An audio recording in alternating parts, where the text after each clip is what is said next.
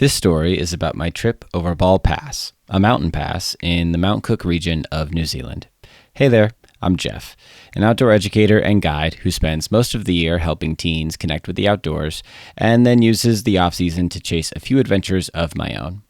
Now, I made a full-length video and a summary short about the prep I did for this trip, so I'm not going to get into that here. Instead, we'll jump straight into the action after our group hiked through the Hooker Valley and began going around the washouts. We got an early start on the day after we had met in the parking lot, so we were able to take our time going up and around these annoying hurdles. The weather was incredible, so the views of the Hooker Glacier were awesome. Our early start, mixed with our solid pace, meant that we had made it up to the gully, which is a rocky chute of sorts, and over to the playing fields, a nickname for the place we had planned to camp, by early afternoon. The views of Mount Cook, which is the tallest mountain in New Zealand, were incredible.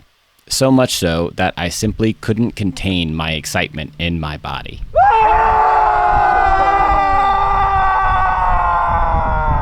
However, there was a speed bump to our perfect day. One of our teammates had gotten confused during the planning phase, thinking it was going to be a day trip, so he was not prepared to stay the night. After some brainstorming, we agreed to split up and stay in contact via Garmin devices, with 3 of us staying behind and 2 of them pushing on. We went to bed that night, hoping we had made the right call and didn't put anyone's safety at risk unnecessarily. We packed up camp and continued the journey, navigating the rocky environment and calling out little rock structures called cairns if we spotted them, because those help us navigate. Eventually, we made it to the permanent snowfield. We put our crampons on our shoes and equipped our ice axes. Walking on ice at a steep angle is a bit unnerving, but the feeling of spikes sinking into the ground with each step was reassuring. The final push to the pass itself was exhausting, but the view on the other side was mind-blowing.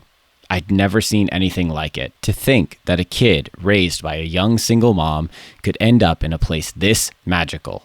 Let's just say it meant a lot to me. The way down took multiple hours and made my knees wish for death. But we saw some awesome stuff along the way. We eventually made it back to the car park by early evening, with the day ending as I collapsed from exhaustion into my friend's backseat.